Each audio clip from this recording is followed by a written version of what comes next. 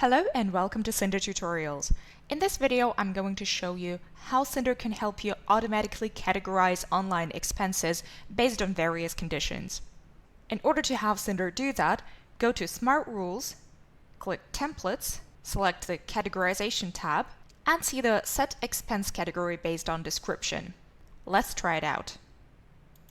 Here you can see a simple rule that has been prepared for you to adjust to your needs, build it up, or leave it as simple as this. So whenever Synder synchronizes an expense to your QuickBooks and a certain condition, the if block, is observed, a certain result will happen, the then block.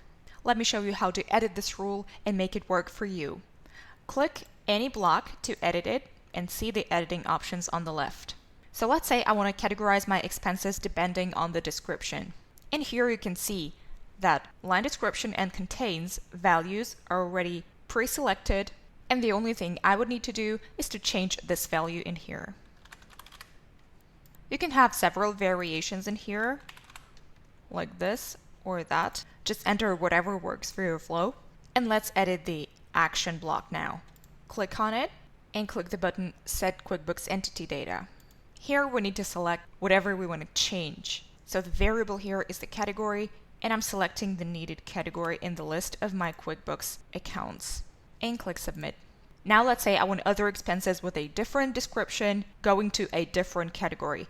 I can build this rule up and add as many conditions as I wish. In order to do this, click No on the first condition that you have and set up another one. Just click the block, select Condition, and go build one.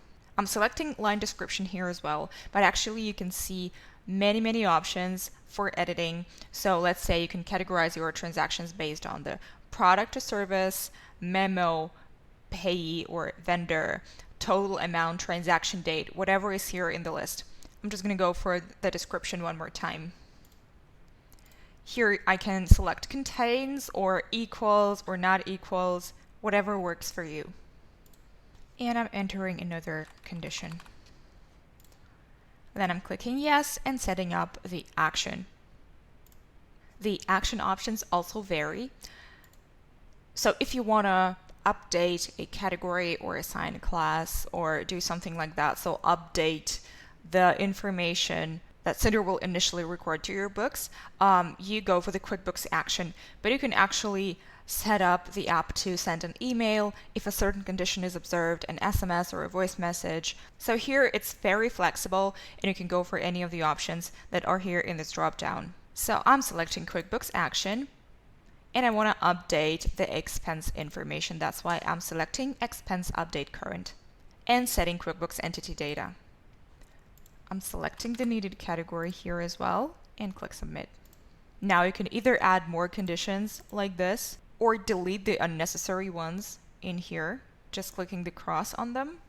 And when you're happy, just save the rule. Let's see what happens as a result.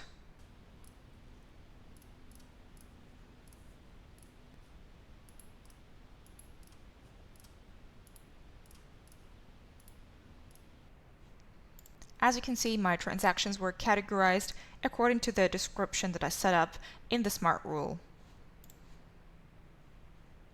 Now you know how to make Synder automatically categorize your online expenses.